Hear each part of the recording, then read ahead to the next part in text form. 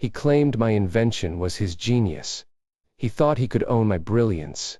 But revenge is a systemic killer. What started with a handshake and a laugh soon curdled into one of the biggest betrayals of my career. It started, as most great betrayals do, with a handshake and a laugh. A brilliant Ilara. Absolutely brilliant. That was Mark, the manager. Or rather, that was the way he delivered the words, a booming, theatrical proclamation that seemed designed to echo across a massive, polished oak conference table. He slapped his hand down on the glossy schematics, his smile wide and perfectly rehearsed, and told me that my catalytic flow regulator, the device I had spent 3 years living and breathing, the thing that made our entire company's latest projected revenue model sing, was not just a good idea. It was a revelation. It was his discovery, elevated and perfected, and now, thanks to my genius, it was about to become the cornerstone of his personal empire. I felt the usual rush of validation. The pleasant warmth that tells you everything is going right. I was good at this. I was skilled at building things from the theoretical mud up into something tangible and profitable. My patent application, U.S. Patent 10,945,211, was watertight, detailed down to the molecular interaction, the microetching tolerances, the precise thermal signature. It was bulletproof. But the warmth soon curdled. The next week, the conversation shifted. It stopped being about my invention and started being about his vision. "We need to present this at the Tech Summit," he said, leaning back in his chair, suddenly radiating the gravitas of a Silicon Valley titan. "Under your name, of course. But the credit structure is heavily weighted to my strategic oversight. You're the architect, darling, but I'm the master builder." I nodded, accepting the minor concession. It was fair. A good manager takes credit. Then came the official documentation. A PowerPoint slide presented to the board showed the patent, logo, my logo. But the descriptive text used verbs that implied total, singular authorship. Mark Thorne conceived, developed, and patented the catalytic flow regulator. My blood temperature seemed to drop 10 degrees. "Mark Thorne," I repeated, my voice sounding too thin, too reedy, in the vast conference room. "But Mark, I did the conception. I did the development. I wrote the specification. I filed the application." He waved a dismissive hand. A gesture that somehow felt both patronizing and utterly definitive. "Oh, Ilara, you did the labor. I did the genius. There's a difference. The labor is merely the manifestation of the overarching intellectual architecture. You were the brilliant implementer. I was the guiding mind." The term guiding mind lodged in my throat like a shard of glass. It wasn't a compliment, it was a cage. The simmering started then. It was a low, persistent hum, like a refrigerator struggling to keep up with a massive load. It wasn't the immediate outrage of a fight, but the slow, tectonic shift of a mountain range finally deciding to buckle. It was the realization that he was merely claiming the patent. He was claiming me. He was attempting to absorb my intellectual identity into the rich, well-established narrative of Mark Thorne's success story. The escalation moved with brutal efficiency. When I tried to push back, citing the joint inventor status I believed was inherent, he didn't argue the facts. He attacked my conviction. "Don't be so defensive, Ilara. It's not a fight, it's a natural hierarchy. You're brilliant, yes, but you're still operational. I am strategic." He started minimizing my contributions in every subsequent meeting. The regulator wasn't just my patent. It was the cornerstone IP. My initial grant of co-inventor status was downgraded to primary technical contributor. The revenue projections were subtly shifted from 60% me to 85% him. The worst part, though, was watching the ripple effect. Mark Thorne wasn't just wealthy, he was an IP tycoon. His personal portfolio was legendary, a mosaic of patent, trademarks, and copyrights spanning software, hardware, and process chemistry. His valuation was tied directly to the perceived strength and uniqueness of his holdings. And my patent, 10,945,000, was the jewel in the crown. It was the halo that justified the valuation of the entire collection. If he could successfully claim 10,945,221 as a pure, singular Mark Thorne invention, the entire edifice of his IP portfolio became exponentially more valuable. It solidified his narrative. Mark Thorne doesn't just have ideas, he creates foundational technologies. My patent, if proven to be a collaborative effort, or even if the USPTO eventually ruled that the concept was too intertwined with his existing, slightly broader patent, to which he conveniently filed just months before, mine could introduce ambiguity. And ambiguity, in the legal world, is a vulnerability. He was banking on my silence, my professional deference, my exhaustion. He was banking on the idea that I would be too tired from managing the day-to-day operations to fight a drawn-out, expensive legal battle. The pressure mounted until it felt like the air in the office was being vacuumed out of my lungs. Sleep became a battlefield where Mark Thorne's booming voice would sneer at my brilliance, while the legal statutes scrolled by in glowing text. My indignation, which started as a low hum, was now a screaming siren. I had been preparing for a fight, a defense.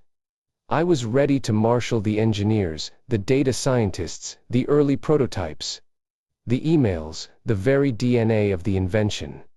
I was ready to prove mathematically, historically, and philosophically that I was the driving force.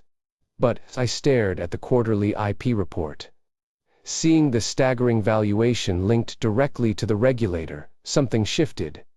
The rage, the hot, impulsive, defensive rage, began to cool. It didn't vanish, but it solidified, transforming into a glacial, crystalline determination. Defending the patent was reactive. It was putting up a wall. Destroying his portfolio. That was proactive. That was offensive. The subtle realization hit me. Mark Thorne didn't just want my patent. He wanted the gravitas of my patent. He wanted the unquestionable, ironclad authority of 10,945,211 to lend legitimacy to every single secondary, tertiary, and peripheral IP he owned. If I invalidated the regulator, the foundation beneath his empire would crack. It wouldn't just diminish the value. It would inject massive legal risk and doubt into his entire brand of innovation. It would force him to defend the entire mosaic, rather than relying on the singular, brilliant glow of the regulator. Mark Thorne was a man who didn't just accumulate assets. He built a self-referential ecosystem. And I was going to be the blight that poisoned the well. The turning point required me to stop thinking like an inventor, and start thinking like a war economist. The problem wasn't Mark, the problem was the relationship of his IP to mine. My plan became surgical. It wasn't enough to say, "This is mine." The filing had to say, "This is mine, and furthermore, the way you are using it and the patents you built upon it are flawed." I started digging. I didn't just look at 10,945,221 itself. I looked at the adjacent patents. The self-regulating housing system patent, 8,900,102. The optimized material composition patent, 9,000,001, 12,045. And the dynamic feedback loop algorithm patent, 11,000,001, 1,330. These were the pillars of his structure. And they all cited or relied upon the uniqueness and scope of my regulator patent. The 8,992, for instance, wasn't truly novel. It was a housing system, yes, but its superiority stemmed entirely from the thermal stability provided by my flow regulator. Without my patent, his housing system was just another competent piece of tech. I then hunted for the cracks in the secondary claims. The material composition patent. Mark had filed it so broadly that essentially claimed any material used in an advanced catalytic flow system. But my invention defined what advanced meant, and the precise metrics I used proved his claims were too vague, too susceptible to prior art interpretation. And finally, the crowning glory of the demolition. The dynamic feedback loop algorithm. This patent, supposedly a breakthrough in predictive maintenance, leaned heavily on the assumption that the flow characteristics provided by my regulator were perfectly stable within a specified tolerance, 0.002%.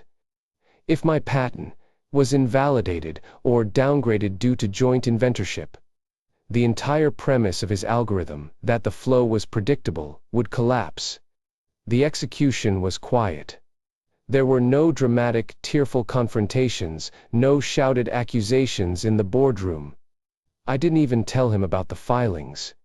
I compiled the entire dossier, a massive, meticulously cross-referenced legal document that didn't just challenge the validity of 10,945,221, but attacked the dependency chain of his entire portfolio. The petition was filed under the grounds of prior art deficiency. My work predated his scope definitions. Overly broad claims his patents were too chunky and, most powerfully, lack of necessary technological foundation. The regulator was the essential ingredient for the others to function as claimed. I hit send at 3:00 am, a quiet, humming little click that felt louder than any thunderclap. I went back to my apartment, waited for the inevitable call, the enraged tirade, the threats of lawsuits and clawbacks. The call came at 8:15 am. Mark didn't roar. He didn't even shout. His voice was low, tight, and utterly terrifying. "Ilara, what in God's name have you done? You filed a challenge. A full-scale invalidation petition. You didn't just defend it. You launched a tactical strike across the entire asset map."